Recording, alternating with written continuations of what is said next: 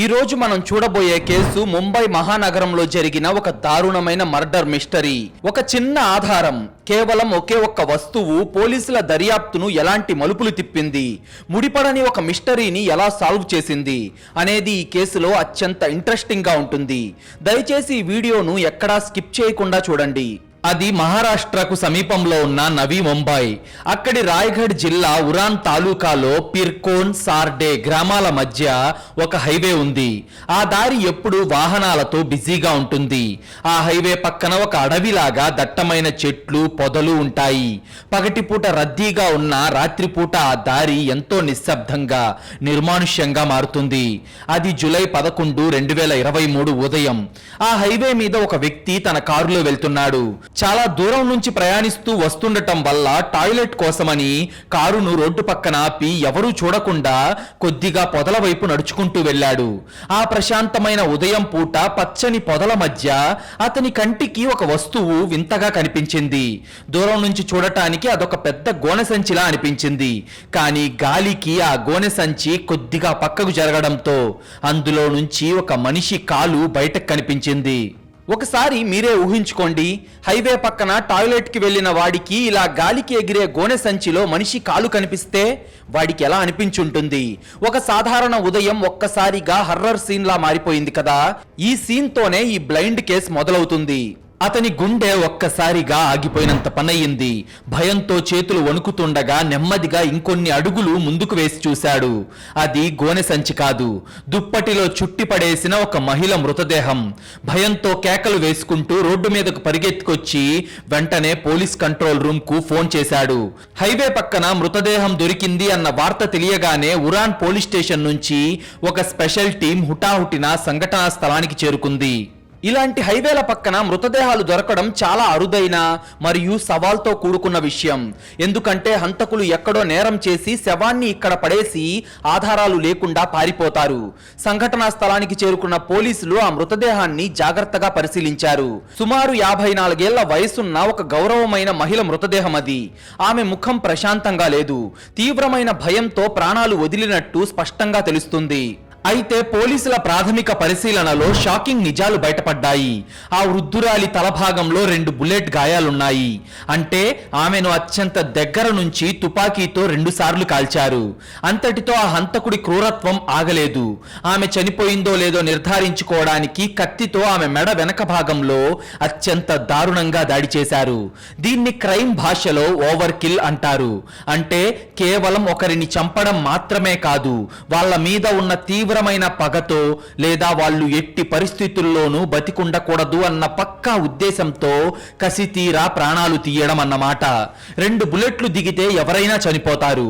అయినా సరే కత్తితో పొడిచాడంటే ఆ హంతకుడికి ఆ వృద్ధురాలికి మధ్య ఖచ్చితంగా ఏదో బలమైన వ్యక్తిగత వైరం ఉండి తీరుతుందని పోలీసులకు అర్థమైపోయింది.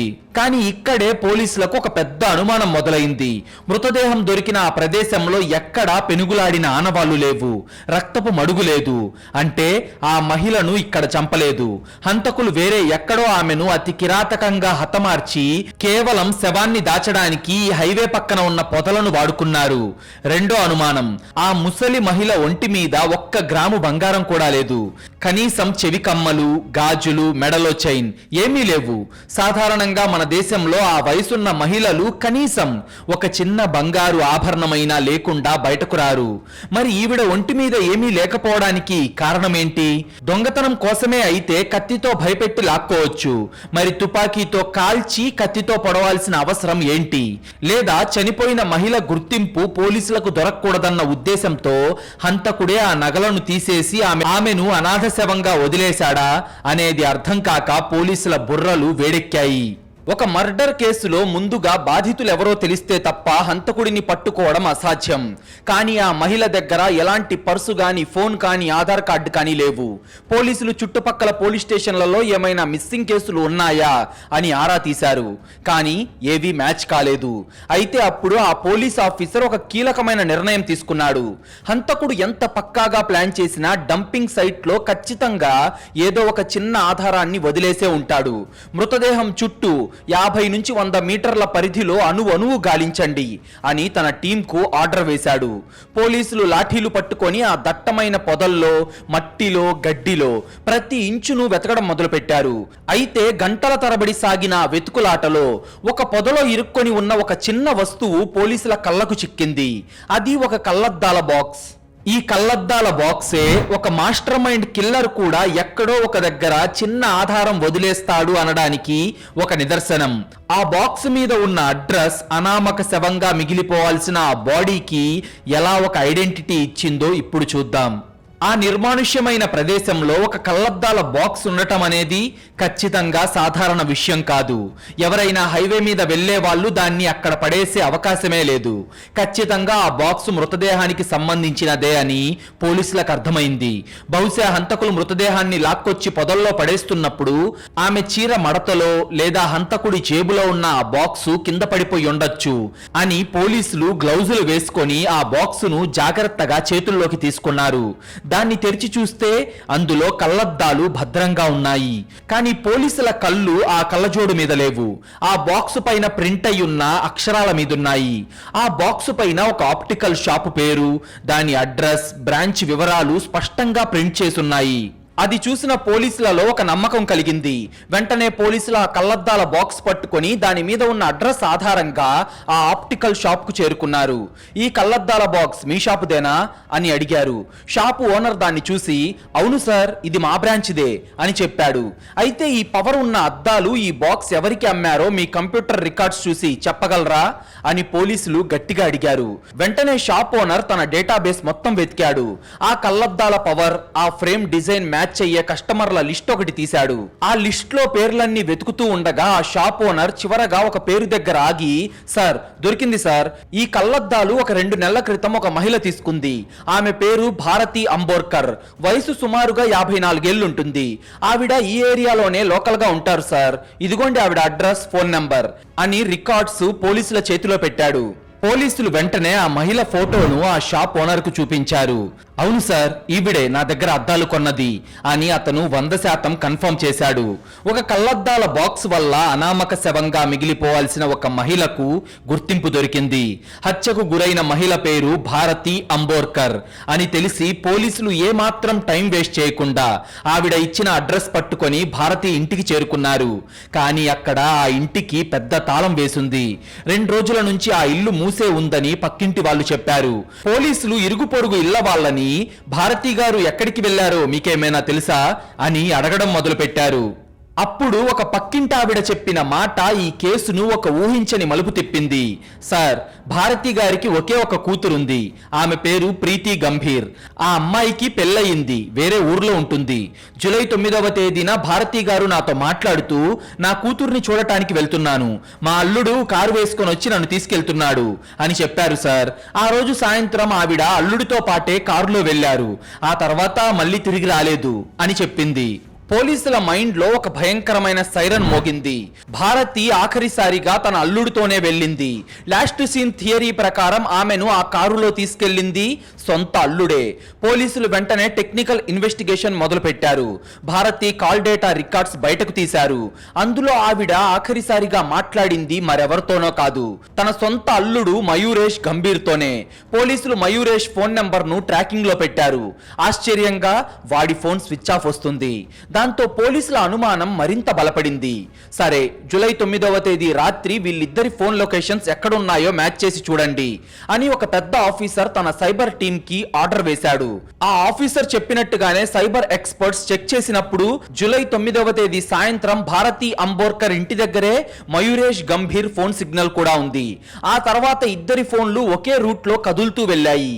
అలా వెళ్తూ వెళ్తూ చివరగా ఆ మహిళ మృతదేహం దొరికిన ఉరాన్ హైవే దగ్గర ఉన్న టవర్ లొకేషన్ లో ఇద్దరి ఫోన్లు ఒకేసారి చూపించాయి. ఆ తర్వాత కొద్ది నిమిషాలకే భారతి ఫోన్ స్విచ్ ఆఫ్ అయింది. మయూరేష్ ఫోన్ లొకేషన్ అక్కడి నుంచి వేగంగా కదిలి ముంబై వైపు వెళ్లి ఆ తర్వాత అది కూడా స్విచ్ ఆఫ్ అయింది. ఈ సైబర్ రిపోర్ట్ చూడగానే పోలీసులకు సీన్ మొత్తం అర్థమైపోయింది. అల్లుడే అత్తను లేపేశాడు. కానీ తుపాకీతో కాల్చి మళ్ళీ కత్తితో పొడిచేంత పగ వాళ్ళిద్దరి మధ్య ఏముంది?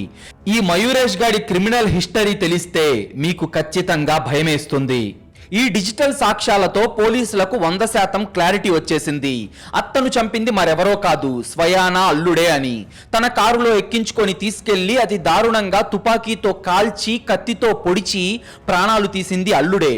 కానీ ఇక్కడే పోలీసుల బుర్రను ఒక ప్రశ్న తొలిచేస్తుంది. అసలు అత్తగారి మీద అల్లుడికి అంత పగ ఎందుకు పుట్టింది? తుపాకీతో కాల్చి మళ్ళీ కత్తితో పొడిచేంత గొడవ వాళ్ళ మధ్య ఏముంది? ఒకవేళ నిజంగానే అల్లుడితో అంత పెద్ద గొడవ అత్తకుంటే అల్లుడిని గుడ్డిగా నమ్మి వాడితో ఒంటరిగా ఎలా వెళ్ళింది? ఒక సామాన్యమైన అల్లుడి దగ్గరకు అసలు తుపాకీ ఎలా వచ్చింది? ఈ ప్రశ్నలకు సమాధానాలు వెతుకుతూ పోలీసులు మయూరేష్ గంభీర్ బ్యాక్గ్రౌండ్ చెక్ చేశారు. వాడి పాత రికార్డులు బయటకు తీసిన పోలీసులకు మైండ్ బ్లాక్ అయిపోయింది.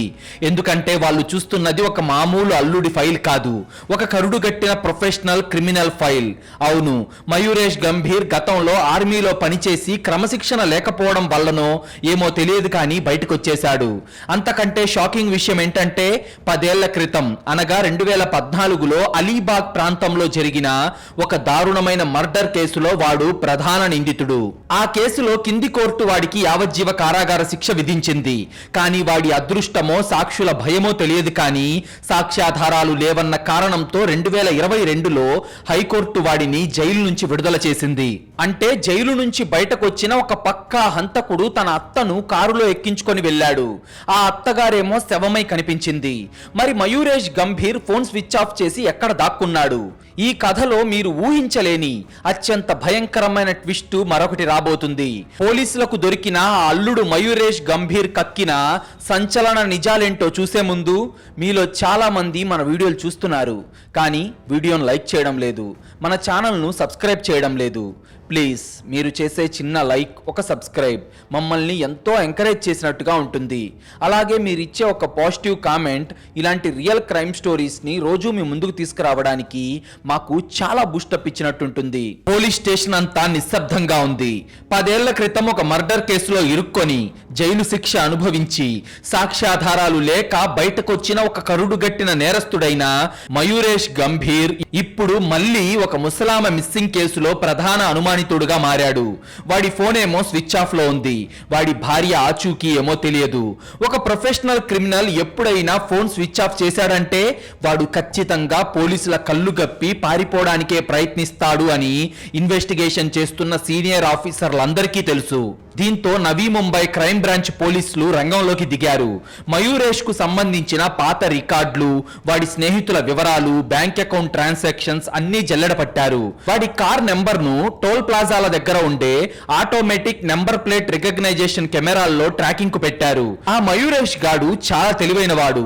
పోలీసులు తనను అంత త్వరగా పట్టుకోలేరని ఆ హైవే పక్కన పడేసిన శవం ఎవరిదో కూడా ఎవరూ గుర్తుపట్టలేరు అని వాడు ఓవర్ కాన్ఫిడెన్స్ తో ఉన్నాడు. కానీ ఆ కళ్లద్దాల బాక్స్ వాడి పాలిట డేంజర్ అవుతుందని వాడు కలలో కూడా ఊహించలేదు. 2 రోజుల పాటు పోలీసులకు చుక్కలు చూపించిన మయూరేష్ చివరకు వాడి కారు కదలికల ద్వారా దొరికిపోయాడు. వాడి లొకేషన్ డోంబివాలి ఈస్ట్ లోని పలావా ప్రాంతంలో ఉన్నట్టు సైబర్ పోలీసులు పసిగట్టారు. రాత్రికి రాత్రే పోలీసులు పలావా ప్రాంతాన్ని చుట్టుముట్టారు. ఎవరికి ఎలాంటి అనుమానం రాకుండా సివిల్ డ్రెస్సుల్లో వెళ్లి ఒక అపార్ట్మెంట్ లో దాక్కున్న మయూరేష్ ను అరెస్ట్ చేసి వాడిని జీప్ లో ఎక్కించుకొని నేరుగా ఇంట్రాగేషన్ రూమ్ కు తీసుకొచ్చారు. మయూరేష్ ఒక పాత నేరస్తుడు కావడంతో వాడి ముఖంలో ఎలాంటి భయం లేదు. ఎంతో క్యాజువల్ గా కూర్చొని, ఏంటి సార్ నన్ను ఎందుకు తీసుకొచ్చారు, నేనే తప్పు చేయలేదు అని బుకాయించడం మొదలుపెట్టాడు. అప్పుడు పోలీస్ ఆఫీసర్ వాడి కళ్ళల్లోకి సూటిగా చూస్తూ, జూలై 9వ తేదీ రాత్రి మీ అత్తగారు భారతి అంబోర్కర్ ను ఎక్కడికి తీసుకెళ్లావురా, ఆవిడ ఏమైంది అని అడిగాడు. దానికి మయూరేష్ ఏమాత్రం తడుముకోకుండా, మా అత్తగారు మా ఆవిడను చూడాలని అడిగితే కారులో పికప్ చేసుకున్నాను సార్. దారిలో ఆవిడకు వేరే పనుంటే అక్కడ దించేసి నేను నా పని మీద వెళ్ళిపోయాను. ఆవిడేమైందో నాకేం తెలుసు అని ఎంతో ప్రొఫెషనల్ గా అబద్ధం చెప్పాడు. అప్పుడు ఆ పోలీస్ ఆఫీసర్ వాడి ముందు ఒక ఫైల్ పడేశాడు. అందులో వాడి కాల్ డేటా రికార్డ్స్, టవర్ లొకేషన్ల మ్యాప్స్ ఉన్నాయి. నువ్వు దించేశాను అని చెప్తున్న టైం తర్వాత కూడా మీ అత్తగారి ఫోన్, నీ ఫోన్ ఒకే రూట్ లో కదులుతూ ఉరాన్ హైవే దగ్గరకు ఎందుకెళ్ళాయిరా? ఆ హైవే దగ్గర ఆవిడ ఫోన్ స్విచ్ ఆఫ్ ఎందుకయింది? ఆ తర్వాత కొద్దిసేపటికే నీ ఫోన్ ఎందుకు స్విచ్ ఆఫ్ అయింది అని వరుస ప్రశ్నలతో పోలీసులు మయూరేష్ గంభీర్ను ఉక్కిరి బిక్కిరి చేశారు. దాంతో మయూరేష్ కు చెమటలు పట్టడం మొదలైంది. వాడు ఇంకా ఏదో కవర్ చేయడానికి ట్రై చేస్తుండగానే ఒక కానిస్టేబుల్ వాడి ముందు ఆ కళ్ళద్దాల బాక్స్ ను పెట్టి, ఉరాన్ హైవే దగ్గర మీ అత్తగారి శవం పక్కన దొరికిన బాక్స్ ఇది. ఆవిడ బాడీ మీద 2 బుల్లెట్ గాయాలు, కత్తిపోట్లు ఉన్నాయి. ఇక నువ్వు దాచడానికి ఏమీ లేదు. మర్యాదగా నిజం చెప్తావా లేక మా పద్ధతిలో నిజం కక్కించమంటావా అని పోలీసులు మయూరేష్ ను బెదిరించారు. చూసారా, వాడు ఎన్ని అబద్ధాలాడినా సైంటిఫిక్ ఎవిడెన్స్ ముందు ఆ అబద్ధాలు నిలబడలేదు. ఆ కళ్ళద్దాల బాక్స్ చూశాక వాడి ఈగో ఎలా చచ్చిపోయిందో, వాడు చెప్పిన ఆ కన్ఫెషన్ లో వాడి ప్లానింగ్ ఎంత భయంకరంగా ఉందో ఇప్పుడు చూద్దాం. సాక్ష్యాధారాలన్నీ పక్కాగా కళ్ళ ముందుండేసరికి ఇక తప్పించుకోలేను అని మయూరేష్ కు అర్థమైపోయింది. వాడి ఈగో చచ్చిపోయింది. తలదించుకొని తను చేసిన ఆ కిరాతకమైన మారణ కాండను ఒక్కొక్కటిగా చెప్పడం మొదలుపెట్టాడు. అవును సార్, మా అత్తను చంపింది నేనే. ఆవిడ ఎప్పుడు నా కూతురు కావాలి, నా కూతుర్ని చూడాలి అని నన్ను టార్చర్ పెడుతుంది. ఆవిడ నస భరించలేకే చంపాలని డిసైడ్ అయ్యాను. కానీ నేనొక్కడనే చంపితే శవాన్ని మాయం చేయడం కష్టమని నా స్నేహితులైన దిలీప్ జంగల్కర్, దీపక్ నిషాద్, అబ్రార్ అన్సారీ అనే ముగ్గురిని ఈ ప్లాన్ లో కలుపుకున్నాను. జూలై 9వ తేదీన మా అత్తను కారులో ఎక్కించుకొని ప్రీతిని కలవడానికి వెళ్తున్నామని చెప్పడంతో ఆవిడ నమ్మింది. కారు కొద్ది దూరం వెళ్ళాక దారిలో నా ముగ్గురు స్నేహితులు కూడా కారెక్కారు. అది చూసి మా అత్తగారికి ఏమీ అర్థం కాలేదు. వాళ్ళు నా బిజినెస్ పార్ట్నర్స్ అని అప్పుడు నేను ఆమెకి అబద్ధం చెప్పాను. కారు పనేవేల్ సమీపంలోని సాయి ఖిండ్ అనే నిర్మానుష్య ప్రాంతానికి చేరుకోగానే నేను కారుని స్లో చేశాను. వెనక సీట్లో ఉన్న నా స్నేహితులు మా అత్తను గట్టిగా పట్టుకున్నారు. నేను నా దగ్గర దాచుకున్న తుపాకీ తీసి ఏమాత్రం కనికరం లేకుండా మా అత్త తలలోకి 2 రౌండ్లు కాల్చాను సార్. దాంతో ఆవిడ కారు సీట్లోనే కుప్పకూలిపోయింది. ఆవిడ నిజంగా చనిపోయిందో లేదోనన్న అనుమానంతో నా దగ్గర ఉన్న కత్తి తీసి ఆవిడ మెడ వెనక భాగంలో అత్యంత బలంగా దాడి చేశాను సార్ అని వాడు చెప్పగానే పోలీసుల రక్తం మరిగిపోయింది. ఒక అల్లుడు తన భార్యకు జన్మనిచ్చిన తల్లిని అంత దారుణంగా ఎలా చంపగలిగాడు అని పోలీసులు షాక్ లో ఉండగా, చంపిన తర్వాత శవాన్ని ఎక్కడో ఒక చోట పడేయాలి. పోలీసులు ఆమెను గుర్తుపట్టకూడదని ఆవిడ ఒంటి మీద ఉన్న బంగారు నగలు మొత్తం మేమే తీసేశాం సార్. దీనివల్ల ఇది దొంగతనం కోసం జరిగిన హత్య అని పోలీసులు కన్ఫ్యూజ్ అవుతారని ప్లాన్ వేశాం.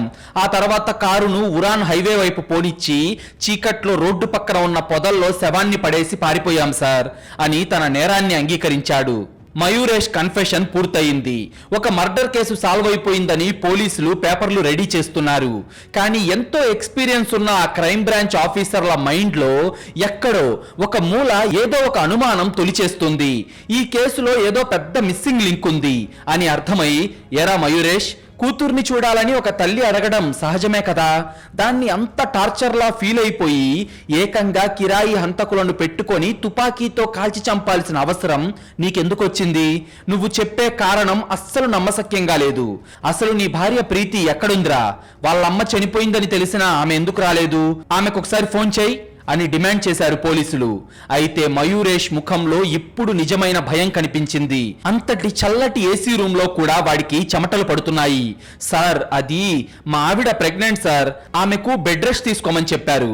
అందుకే ఇక్కడికి రాలేదు. ఆమె వేరే ఊర్లో బంధువుల ఇంట్లో ఉంది సార్. ఆమె దగ్గర ఫోన్ లేదు అని రకరకాల కుంటి సాకులు చెప్పడం మొదలుపెట్టాడు. వాడు చెప్తున్న మాటలు, వాడి ప్రవర్తన చూసి పోలీసులకు వాడి మీద 100% అనుమానం వచ్చేసింది. వీడు ఖచ్చితంగా ఏదో పెద్ద నిజాన్ని దాస్తున్నాడు. అసలు వీడి భార్య బతికుందా లేదా అన్న అనుమానంతో పోలీసులు వెంటనే మయూరేష్ ఇంటి చుట్టుపక్కల ఉన్న ఇరుగు పొరుగు వాళ్లను, బంధువులను విచారించడం మొదలుపెట్టారు. అక్కడ వాళ్లకు తెలిసిన నిజం విని పోలీసుల దిమ్మ తిరిగిపోయింది. సార్, ప్రీతి గారు మాకు కనిపించి దాదాపు 11 నెలలు అవుతుంది సార్. గత ఏడాది 2022 ఆగస్టు నెల నుంచి ఆమె కనిపించలేదు. ఎవరైనా అడిగితే నా భార్య వేరే వాడితో లేచిపోయింది అని, లేదా ఆమె ప్రెగ్నెంట్ గా ఉండి పుట్టింటికి వెళ్ళింది అని మయూరేష్ రకరకాలుగా చెప్తున్నాడు సార్ అని వాళ్ళు చెప్పారు. దీంతో పోలీసులు మళ్ళీ మయూరేష్ ను ఇంట్రాగేషన్ రూమ్ లోకి తీసుకెళ్లారు. ఈసారి వాళ్ళ విచారణ పద్ధతి పూర్తిగా మారింది. రేయ్, నీ భార్య 11 నెలల నుంచి కనిపించడం లేదు. నువ్వు మీ అత్తను చంపడానికి అసలు కారణం నీ భార్య కదరా? నీ భార్యను కూడా నువ్వే చంపావు కదా? మర్యాదగా నిజం చెప్తావా లేదా నీకు 3rd థర్డ్ డిగ్రీ ఎలా ఉంటుందో చూపించాలా అని పోలీసులు వాడిని ఎత్తి గోడకేసి కొట్టారు. 11 నెలలుగా ఎంతో జాగ్రత్తగా దాచుకున్న ఆ భయంకరమైన రహస్యం ఇక దాచలేను అని మయూరేష్ కు అర్థమైపోయింది. వాడి నరాల్లో ఉన్న రాక్షసత్వం అప్పుడే బయటపడింది. వాడు తలదించుకొని చెప్పిన మాట వింటే మానవ సంబంధాల మీద మీకే అసహ్యం కలుగుతుంది. ఒక మర్డర్ కేసు దర్యాప్తు చేస్తుంటే ఇంకో మర్డర్ కేసు బయటపడింది. సొంత భార్యను కూడా చంపేశాడు. అసలు భార్యను ఎందుకు చంపాడు? ఆ డబ్బు గొడవేంటో వింటే మనిషిలోని స్వార్థం ఎంత భయంకరమైందో మీకు అర్థమవుతుంది. అదేంటో ఇప్పుడు చూద్దాం. అవును సార్, నేను మా అత్తను మాత్రమే చంపలేదు. 11 నెలల క్రితం నా కట్టుకున్న భార్య ప్రీతిని కూడా నేనే చంపేశాను సార్ అని వాడు కక్కేసిన నిజం పోలీస్ స్టేషన్లో ఒక బాంబులా పేలింది. ఒక మర్డర్ కేసును ఎంక్వైరీ చేయడానికి వెళ్లిన పోలీసులకు ఒకే దెబ్బతో ఇంకో మర్డర్ కేసు మిస్టరీ బయటపడింది. పోలీసులు ఆ షాక్ నుంచి తేరుకొని, అసలు నీ భార్యను ఎందుకు చంపావురా? ఆ తల్లిని ఎందుకు అన్యాయంగా బలి తీసుకున్నావు అని అడిగారు. అప్పుడు మయూరేష్ చెప్పిన ఫ్లాష్ బ్యాక్ డబ్బు ఒక మనిషిని ఎంత క్రూరుడిగా మారుస్తుందో కళ్ళకు కట్టినట్టు చూపిస్తుంది. సార్, నేను ఆర్మీలో పనిచేసి వచ్చిన తర్వాత నాకంటూ ఒక మంచి లైఫ్ సెట్ చేసుకోవాలని రకరకాల వ్యాపారాలు చేశాను. కానీ అన్నిట్లో నష్టాలే వచ్చాయి. అదే సమయంలో నాకు వేరే మహిళతో అక్రమ సంబంధం కూడా ఉండేది. నా వ్యాపార నష్టాలు పూడ్చుకోవడానికి నాకు డబ్బు అవసరమైంది. ఆ సమయంలో నేను నా భార్య ప్రీతిని బతిమిలాడి మా అత్తగారి దగ్గర నుంచి సుమారు 9 లక్షల రూపాయలు అప్పుగా తీసుకున్నాను సార్. ఆ డబ్బుతో బిజినెస్ చేద్దాం అనుకున్నాను, కానీ అది కూడా అప్పుల పాలైంది. సరిగ్గా అదే సమయంలో నేను ఒక మర్డర్ కేసులో, అంటే 2014 అలీబాగ్ మర్డర్ కేసులో ఇరుక్కొని జైలుకు వెళ్లాల్సి వచ్చింది. నేను జైల్లో ఉన్నప్పుడు కూడా మా అత్తగారు, నా భార్య పదే పదే ఆ 9 లక్షల రూపాయలు ఎప్పుడు ఇస్తావు అని నన్ను అడగడం మొదలు పెట్టారు. 2022లో నేను సాక్ష్యాధారాలు సరిగ్గా లేక జైలు నుంచి బయటకు వచ్చేశాను. నేను బయటకు రాగానే నా భార్య ప్రీతి నన్ను నిలదీయడం మొదలుపెట్టింది. మా అమ్మ దాచుకున్న డబ్బంతా నువ్వే తీసుకున్నావు, వెంటనే ఆ 9 లక్షలు ఆమెకు వెనక్కిచ్చేయి, లేదంటే నేను పోలీసులకు కంప్లైంట్ చేస్తాను అని నన్ను టార్చర్ చేయడం స్టార్ట్ చేసింది. నా దగ్గరేమో చిల్లి గవ్వలేదు, ఎవరైనా అప్పులిచ్చే పరిస్థితి కూడా లేదు. దానికి తోడు నా అక్రమ సంబంధం గురించి కూడా నా భార్యకు తెలిసిపోయింది. దీంతో రోజు మా ఇంట్లో నరకం మొదలైంది సార్. ఆమెను ఇలాగే వదిలేస్తే నన్ను మళ్ళీ జైలుకు పంపిస్తుందేమో అని నాకు బాగా భయం పట్టుకుంది. అందుకే నన్ను డబ్బు అడిగే వాళ్లే ఉండకూడదని నా భార్య ప్రీతిని చంపాలని డిసైడ్ అయ్యాను సార్. అది ఆగస్టు 2022వ సంవత్సరం. నా భార్యకి మాయమాటలు చెప్పి నమ్మించాను. మీ అమ్మకి ఇవ్వాల్సిన డబ్బులు నీకు సెట్ చేస్తాను, రా మనం ఒకసారి బయటకు వెళ్లి మాట్లాడుకుందాం అని నా కారులో ఎక్కించుకొని అలీబాగ్ లోని ఒక లాడ్జీకి తీసుకెళ్లాను. ఆ లాడ్జీ గదిలో ఆమె మళ్ళీ డబ్బుల గురించి నన్ను నిలదీసింది. అప్పుడే మా ఇద్దరి మధ్య తీవ్రమైన గొడవ జరిగింది సార్. నా కోపం కట్టలు తెంచుకుంది. నేను నా 2 చేతులతో ఆమె గొంతును గట్టిగా పట్టుకొని ఆమె ఊపిరి ఆగిపోయే వరకు నొక్కేశాను సార్. ఆమె గిలగిల్లాడుతూ నా కళ్ళెదుటే ప్రాణాలు వదిలేసింది. ఆ తర్వాత ఎవరికీ తెలియకుండా ఆమె శవాన్ని అక్కడి నుండి మాయం చేసి ఎక్కడో ఒక నదిలో పడేసి వచ్చేశాను సార్. ఎవరైనా నా భార్య గురించి అడిగితే ఆమె వేరే వాడితో పారిపోయింది అని అందరినీ నమ్మించాను సార్ అని వాడు చెప్తున్న మాటలు వింటున్న పోలీసులకు మయూరేష్ లోని సైకో కిల్లర్ లక్షణాలు అర్థమయ్యాయి. ఎంతో నమ్మి తన తల్లి దగ్గర నుంచి 9 లక్షల రూపాయలు డబ్బు ఇప్పించిన తన భార్యను కేవలం డబ్బులు తిరిగి అడిగిందన్న ఒకే ఒక్క కారణంతో కిరాతకంగా చంపేశాడు. మరి అత్తగారిని ఎందుకు చంపాడు? భార్యను చంపిన తర్వాత అత్తకు ఏం చెప్పి 11 నెలలు నమ్మించాడు? ఈ ప్రశ్నల మయూరేష్ చెప్పిన సమాధానాలు మరియు ఈ డబుల్ మర్డర్ కేసులో న్యాయస్థానం ఇచ్చిన తీర్పు మన సమాజానికి, ప్రతి తల్లిదండ్రులకు ఒక అతిపెద్ద గుణపాఠాన్ని నేర్పుతాయి. అసలు ఆ కళ్లద్దాల బాక్స్ దొరక్కపోయి ఉంటే ఏమయ్యేది అనేది చూసే ముందు, ఇప్పటిదాకా మీరు ఈ వీడియో చూశారు అంటే మీకు ఈ వీడియో ఇంట్రెస్టింగ్ గానే అనిపించుంటుంది అనుకుంటున్నాను. మీకు నిజంగా అలా అనిపించుంటే ఇప్పుడే ఈ వీడియో కింద మీకు ఒక హైప్ బటన్ కనిపిస్తుంది. అక్కడ క్లిక్ చేసి హైప్ ఇస్తే మీలాంటి మంచి ఆడియన్స్ మరికొంతమందికి ఈ వీడియో రికమెండ్ అవుతుంది. విచారణ గదిలో మయూరేష్ గంభీర్ నోటి నుంచి వచ్చిన ఆ మాట వినగానే ముంబై క్రైమ్ బ్రాంచ్ పోలీసులకు ఒక్కసారిగా షాక్ తగిలింది. ఒక మర్డర్ కేసును ఎంక్వైరీ చేస్తుంటే 11 నెలల క్రితం జరిగిన ఇంకో మర్డర్ కేసు బయటపడింది. సొంత భార్యనే చంపేశావా? మరి ఇన్ని నెలలు మీ అత్తగారికి ఏమని అబద్ధాలు చెప్పి నమ్మించావురా అని పోలీసులు వాడిని నిలదీశారు. అప్పుడు మయూరేష్ తాను ఆడిన సైకలాజికల్ మైండ్ గేమ్ గురించి చెప్పాడు. సార్, ఆగస్టు 2022లో అలీబాగ్ లాడ్జీలో ప్రీతి గొంతు నులిమి చంపేశారు. చేశాక నేనేమీ ఎరగనట్టు ఇంటికి వచ్చేశాను. నా భార్య ఫోన్ నా దగ్గరే ఉంచుకొని దాన్ని స్విచ్ ఆఫ్ చేశాను. కొన్ని రోజులు గడిచాక మా అత్త భారతి గారు ప్రీతి కోసం నాకు ఫోన్ చేయడం మొదలుపెట్టింది. అప్పుడు నేను ఒక పెద్ద కట్టుకథ అల్లాను సార్. అత్తయ్య, మీ అమ్మాయి నాతో గొడవపడి వేరే వాడితో పారిపోయింది అని మొదట ఒక అబద్ధం చెప్పాను. కానీ మా అత్తగారు దాన్ని నమ్మలేదు. నా కూతురు అలాంటిది కాదు, నిజం చెప్పు, ఎక్కడుంది అని నన్ను నిలదీయడం మొదలుపెట్టింది. అప్పుడు నేను నా ప్లాన్ మార్చాను. ప్రీతి గర్భవతిగా ఉందత్తయ్య. డాక్టర్లు కంప్లీట్ బెడ్ రెస్ట్ చెప్పారు. జర్నీలు చేయకూడదు అని చెప్పారు. అందుకే ఆమెను వేరే ఊర్లో ఉన్న మా బంధువుల ఇంట్లో ఉంచాను. ఆమె దగ్గర ఫోన్ లేదు అని చెప్పి నమ్మించాను సార్.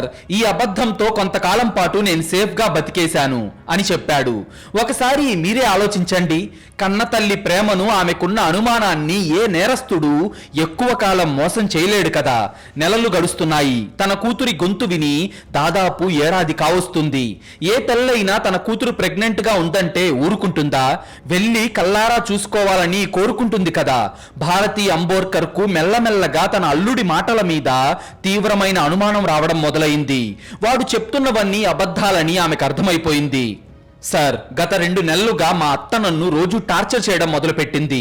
నా కూతురుని నాకు చూపించు, లేదంటే నేను పోలీసుల దగ్గరకు వెళ్ళి నీ మీద, నా కూతురు మిస్సింగ్ మీద కంప్లైంట్ ఇస్తాను. అప్పుడు నిజాలన్నీ బయటకొస్తాయి అని నాకు వార్నింగ్ ఇచ్చింది సార్ అని చెప్పాడు మయూరేష్. ఒక తల్లి తన కూతురు కోసం పోరాడటం చూసి వీడు ఎంత దారుణంగా ఆలోచించాడో చూడండి. ఈ మయూరేష్ గాడి స్వార్థం ముందు మానవత్వమే ఓడిపోయింది. తన తప్పును దాచడానికి వాడు వేసిన ఆ ఫైనల్ ప్లాన్ ఈ స్టోరీకే షాకింగ్ గా ఉంటుంది. భారతి ఇచ్చిన వార్నింగ్ వినగానే మయూరేష్ గుండెల్లో రైళ్లు పరిగెత్తాయి. అప్పటికే 2014 నాటి అలీబాగ్ మర్డర్ కేసులో సాక్ష్యాలు లేక జైలు నుంచి బయటకు వచ్చి స్వేచ్ఛగా తిరుగుతున్నాడు. ఇప్పుడు అత్తగారు వెళ్లి పోలీస్ కంప్లైంట్ ఇస్తే ప్రీతి మిస్సింగ్ కేసు ఓపెన్ అవుతుంది. తీగ లాగితే డొంకంతా కదులుతుంది. తన భార్య మర్డర్ కూడా బయటపడితే ఈసారి ఉరిశిక్ష పడటం ఖాయమని వాడికి భయం పట్టుకుంది. అందుకే మా అత్తను కూడా లేపేయాలని ఫిక్స్ అయ్యాను సార్. ప్రీతికి మా అత్తకు వేరే బంధువులు ఎవరూ లేరు. ప్రీతి వాళ్ళ నాన్న ఎప్పుడో చనిపోయాడు. ఇప్పుడు ఈ అత్తని కూడా చంపేస్తే నా భార్య గురించి కానీ, వాళ్ళ అమ్మ నాకు అప్పుగా ఇచ్చిన 9 లక్షల రూపాయల గురించి గాని నన్ను ఈ భూమి మీద అడిగేవాడే ఉండడు.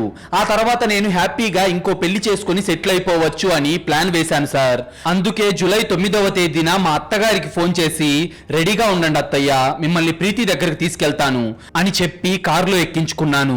దారిలో నా స్నేహితులు దిలీప్ జంగల్కర్, దీపక్ నిషాద్, అబ్రార్ అన్సారీ ఎక్కారు. పన్వేల్ సమీపంలో కారు ఆపి మా అత్తను తుపాకీతో కాల్చి కత్తితో పొడిచి ప్రాణం తీశాను సార్. పోలీసులు ఆమెను గుర్తుపట్టకూడదని నగలు తీసేసి ఆ శవాన్ని ఉరాన్ హైవే పక్కన పొదల్లో విసిరేశాను. కానీ ఆ కంగారులో ఆమె కళ్లద్దాల బాక్స్ అక్కడే పడిపోయిందని నేను చూసుకోలేదు సార్ అని తన కన్ఫెషన్ మొత్తాన్ని ముగించాడు. ఈ మొత్తం కేసును ఒక్కసారి లాజికల్ గా ఆలోచించండి. ఒకవేళ మయూరేష్ వాళ్ళ అత్తగారిని చంపకపోయి ఉంటే ప్రీతి హత్య ఎప్పటికీ బయటపడేది కాదేమో. ఒకవేళ వాడు అత్తగారిని చంపినప్పటికీ ఆ ఉరాన్ హైవే పక్కన పొదల్లో ఆ కళ్లద్దాల బాక్స్ గనుక కింద పడకుండా ఉండుంటే ఆ అనామక శవం ఎవరిదో పోలీసులకు ఎప్పటికీ తెలిసేది కాదు. ప్రకృతి ఎప్పుడు న్యాయం వైపే ఉంటుంది అనడానికి ఈ కేసే అతిపెద్ద ఉదాహరణ. పామును చంపబోయి కర్ర విరగొట్టుకున్నట్టు తన భార్య మర్డర్ ని దాచడానికి వాళ్ళ అత్తను చంపాడు. ఆ అత్తగారి కళ్లద్దాలే వాడి మెడకు ఉరితాడు వేశాయి. మయూరేష్ ఇచ్చిన వాంగ్మూలం ఆధారంగా పోలీసులు వాడి కారును సీజ్ చేసి అందులో ఉన్న రక్తపు మరకలను ఫోరెన్సిక్ ల్యాబ్ కు పంపించారు. ఆ రక్తం భారతి అంబోర్కర్దే అని సైంటిఫిక్ గా కూడా నిరూపితమైంది. కాల్ డేటా రికార్డ్స్, టవర్ లొకేషన్లు, ఆ కళ్లద్దాల బాక్స్ కొన్న ఆప్టికల్ షాప్ ఓనర్ ఇచ్చిన సాక్ష్యం, వీటన్నిటినీ కలిపి పక్కాగా పకడ్బందీగా కేసును రెడీ చేశారు. క్షణం కూడా ఆలస్యం చేయకుండా మయూరేష్ తో పాటు వాడి 3 స్నేహితులను పోలీసులు అఫీషియల్ గా అరెస్ట్ చేసి జైలుకు పంపారు.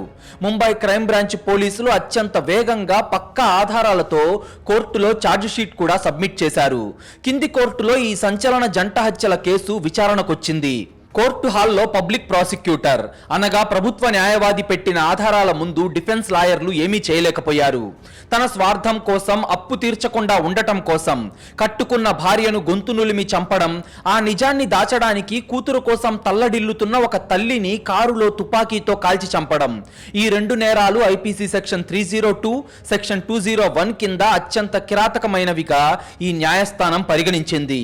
సాక్ష్యాధారాలన్నీ పక్కాగా నిరూపితం కావడంతో న్యాయమూర్తి చారిత్రాత్మకమైన తీర్పునిచ్చారు. తన భార్యను మరియు అత్తను అత్యంత కిరాతకంగా హతమార్చిన ప్రధాన నిందితుడైన మయూరేష్ గంభీర్ కు 2 యావజ్జీవ కారాగార శిక్షలు విధిస్తున్నాం.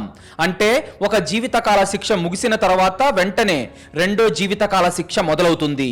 కాబట్టి అతని జీవితం శాశ్వతంగా జైలుకే పరిమితం. అలాగే భారతీ అంబోర్కర్ హత్యలో వాడికి సహకరించిన వాడి 3 స్నేహితులకు కూడా జీవిత ఖైదు విధిస్తున్నాం అని న్యాయమూర్తి తీర్పునిచ్చారు. ఈ తీర్పుతో ఒక కసాయి వాడికి సరైన శాస్తి జరిగిందని మహారాష్ట్ర ప్రజలు, పోలీస్ వ్యవస్థ ఊపిరి పీల్చుకున్నాయి. ఈ ముగింపు చూస్తే ఒక పక్క ప్రశాంతంగా అనిపిస్తుంది.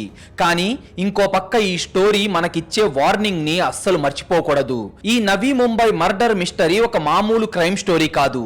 ఇది మన సమాజంలో, మన ఇళ్లల్లో జరుగుతున్న కొన్ని అదృశ్య నేరాలకు ఒక నిలువెత్తు సాక్ష్యం.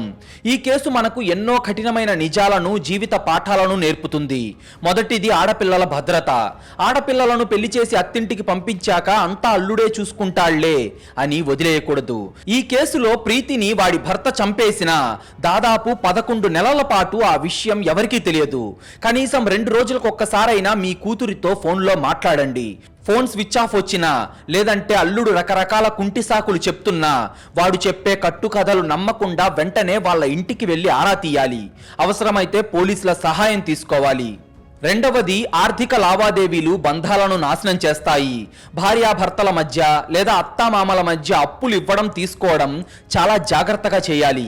ఈ కేసులో ఆ 9 లక్షల రూపాయల అప్పు, మయూరేష్ వ్యాపార నష్టాలే ఈ 2 హత్యలకు ప్రధాన కారణం. డబ్బు విషయాల్లో బంధుత్వం కంటే స్పష్టత ముఖ్యం. మూడవది తల్లి ప్రేమ. ఒక కన్న తల్లి తన బిడ్డ కోసం ఎంత దూరమైనా వెళ్తుంది. ఈ కేసులో అత్త భారతీ అంబోర్కర్ పట్టుబట్టి తన కూతురి కోసం అడగబట్టే ఆమె ప్రాణాలు కోల్పోయినా కనీసం తన కూతురికి పట్టిన గతి, ఆ అల్లుడి రాక్షసత్వం ప్రపంచానికి తెలిసింది. ఆమె పోరాటమే ఆ మృగాన్ని కటకటాల వెనక్కి నెట్టింది. నాలుగవది పర్ఫెక్ట్ క్రైమ్ అనేదే ఉండదు. నేరస్తుడు ఎంత పక్కాగా ప్లాన్ చేసినా, ఎంత ప్రొఫెషనల్ అయినా సరే, ప్రకృతి లేదంటే వాడి నిర్లక్ష్యం ఏదో ఒక ఆధారాన్ని ఖచ్చితంగా పోలీసులకు వదిలేస్తుంది. కేవలం ఒక కళ్లద్దాల బాక్స్ ద్వారా ముంబై పోలీసులు 2 హత్యల మిస్టరీని ఛేదించిన తీరు నిజంగా అద్భుతం. ఎంత దాచినా నిజం ఏదో ఒక రోజు చీకటిని చీల్చుకుంటూ వెలుగులోకి వస్తుంది అనడానికి ఈ కేసే ఒక అతిపెద్ద ఉదాహరణ. ఇది ఒక హత్య వెనక ఇంకో హత్యను దాచిన మయూరేష్ గంభీర్ క్రైమ్ స్టోరీ. ఈ కేసులోని పోలీసుల ఇన్వెస్టిగేషన్ మీకు ఎలా అనిపించింది? అలాగే ఆ కళ్లద్దాల బాక్స్ దొరికిన తీరుపై మీరేమనుకుంటున్నారు అనేది ఖచ్చితంగా కామెంట్ చేయండి. అలాగే మీకు గనుక ఈ రియల్ క్రైమ్ స్టోరీ ఇంట్రెస్టింగ్ గా అనిపించుంటే ఇప్పుడే ఈ వీడియోను లైక్ చేసి మన ఛానల్ను సబ్స్క్రైబ్ చేసుకోండి. మీరు చేసే చిన్న లైక్, ఒక సబ్స్క్రైబ్ మమ్మల్ని ఎంతో ఎంకరేజ్ చేసినట్టుగా ఉంటుంది. అలాగే మీరిచ్చే ఒక పాజిటివ్ కామెంట్ ఇలాంటి రియల్ క్రైమ్ స్టోరీస్ రోజు మీ ముందుకు తీసుకురావడానికి మాకు చాలా బూస్టప్ ఇచ్చినట్టుంటుంది.